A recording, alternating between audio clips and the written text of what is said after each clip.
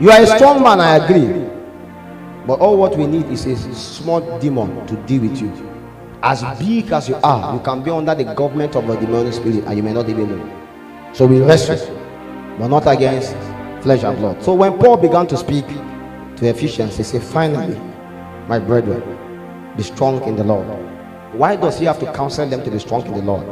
It's because, sincerely speaking, the time came they were weak, although they were the brethren. The time came it looked as though their life could not produce so much result, although they were brethren. And say, be strong in the Lord and in the power of his might. Power and might. Do you know the difference? He's trying to let you understand that he's an almighty inside the power of God. The might of God is the supremacy of his authority. How that in God is encapsulated whatsoever that he can do.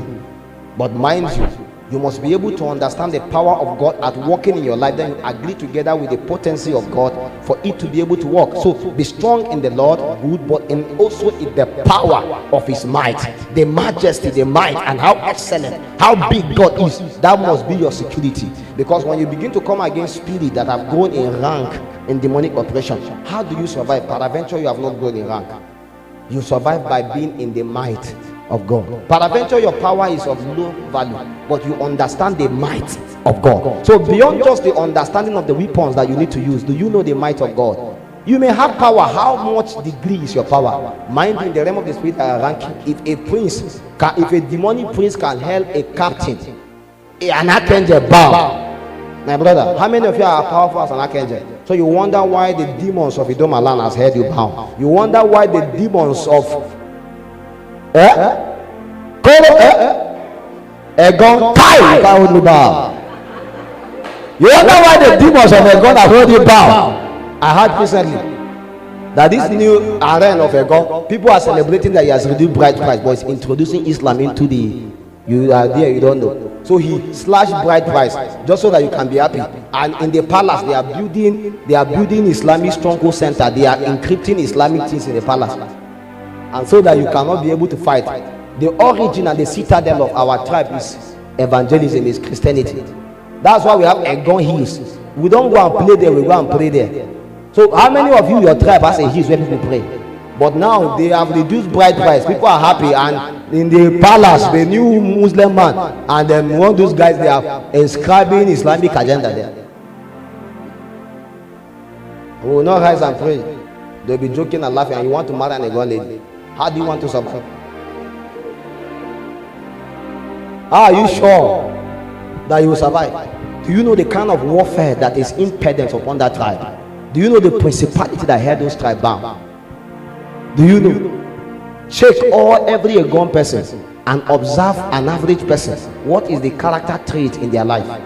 You'll be shocked that there is still that thing inside of you. It's just looking for manifestation. Check every Edoma person and check what is the character trait among them. You'll be shocked. That's why I say, if you're an Idoma man or you're a Kogi man, be very serious with your life. Why? There is every chance and tendency that drunkenness will be the order of the day in your life. Drunkenness and borrowing. It's part of their culture, and you will not be responsible at home at all. Never. You don't take care of their children, you don't take care of your wife. You are just drinking and just playing something in an organized environment with your non-future ambition friends. It's an ordinance. Early in the morning they can wake up and carry this and start drinking. If you are not careful, you will follow the same. Check every Igbo person. You may be shocked, you may be so corny. You know, the love of money can be the only root of your own evil. You are very spiritual, but the love of money has made you be a prophet suddenly. Not because you want to the subordination of a genuine prophet, but because Igbo, something just shake inside of you, and so they say no banner. Ego. So you can kill for money. I met an Igbo man. He said, Apostle, I've not done anything wrong. I just gave birth to 5 children. I used 2 for ritual to take care of the remaining 3. So it's an agreement between him and his wife. We will burn plenty, use some for ritual, and make our life better. That's an Igbo man mentality. So there is an ordination upon every tribe. So you must be able to understand the demonic ordination so that you can run away from it fast. If you are a thief person, there's every chance you have many wives. If you don't have many wives, you have many girlfriends. It's an ordination. So every tribe have the allotment of the prince. We wrestle not against what flesh and blood, but principality, powers, thrones. So these thrones and dominion, one day you'll be in your house, one of the throne will just come. You just marry a woman, after 1 year, 2 years, 3 years, the throne will just enter. So when the throne enter into your house, you begin to behave like the throne. Suddenly you that was very normal, now you begin to behave abnormal. Why? A government has come, and those governments are actually according to the citadel of darkness. Before you know it, if you can resist that government because you have established the throne of God, a principality will now appear. That prince can look upon you and still breathe again. So many things happen wrong in people's life, not because they want to. There is a government beyond them that is coming, and that is why we wrestle, the Bible says, but not against flesh and blood, because your father is not your enemy, your mother is not your enemy, your auntie is not your enemy, your uncle is not your enemy. Your enemy is actually the princes that are actually part of that ordination in the kingdom of darkness, trying their best to sabotage the lives of men. That's why you have to wrestle. Finally, my brethren, be strong in the Lord and in the power of his might. Peradventure any day your power fail you, know that God is all powerful. The might of God is sufficient enough to cover for every inadequacy or for all your insufficiencies. In fact, it's because God is all powerful, God is almighty. That's why we actually have a hope. If not, one day there will be a battle, then God will lose. You see, the end from the beginning is what we know. We know that definitely God can never lose. Even at the tail end, there is no prince upon the face of the earth that has the authority to limit the credence of the power of God. But you, where does your strength lies? Your strength have to lie in that might of God, that even in your limitation, there is a God that is all powerful. And this God that is all powerful is actually in a journey to ensure that your life is recovered. So in the potency of spiritual warfare is to understand your advantage in God, which is in the might of God. That's what Paul was trying to say, right? Let's go. And in the might of God. Media, are we there? They put on the whole armor of God, that ye may be able to stand against the wiles of the devil. The wiles of the devil are the variants of the things the devil do to sabotage men. Devil has a lot of wiles. There are all kinds of things the devil can do, all kinds of things. And let me tell you, the devil don't like you. Your face is not that beautiful to scare him. Your face is not that ugly to scare him. Neither is your face that terror enough for him to be afraid. So there are a lot of things that the devil will do. Why? Because just because you are born upon the face of the earth, you are his enemy. Is that okay? So you must be able to put the whole armor of God. Do you know what is an armor? Do you know what's an armor? Armors are utensils that are used for defense. Armors are utensils. They are tools that you use to defend yourself. You won't believe me that your clothes is an armor. This clothes you put is an armor. It may not be a bulletproof armor, but it's an armor. Because if you take away this clothes, now you reveal your nakedness. So nakedness actually in the matter of warfare is that how porous you are. So if there's a weapon that can enter inside you, you are still naked. So if peradventure you have a weapon against gun, if I shoot gun, it don't enter, you actually wear something. It's a clothing.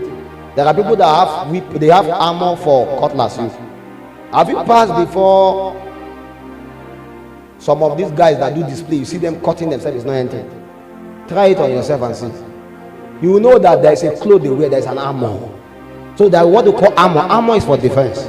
Do you get the point now? So there is an armor you can wear. When you wear that armor, spear can't enter, dagger can't enter, gun can't enter. So the Bible says there is what they call the armor of God. I don't know where they gather their armor. That their own may be an armor from another place, but there is an armor of God. So you have to be able to put on this armor so that you can be able to stand against the wiles of the devil. Why do people go and collect those armor? They collect it because they know they have enemies, so that in the days the enemies come. I remember during those times of I'm trying to remember Ombase of Egon, right? How many remember that Ombase story? Those Egon people that used to fight that time. Some of those people, the ones that really obey the law, Allah, the ones that obey the law, you can't cut them, nothing can happen. It's an armor they wear. It's an armor. So why are they wearing the armor? So that they can be defended in the days of war. It's the same way that in the days when Goliath appeared before Israel, he wore an armor. Do you get the point now? Peradventure, if Israel has certain military defense that they can come against him, he is protected by the armor. So when David wanted to actually come after him, they were talking about giving him the armor of Saul, giving him the utensils that Saul used to protect himself.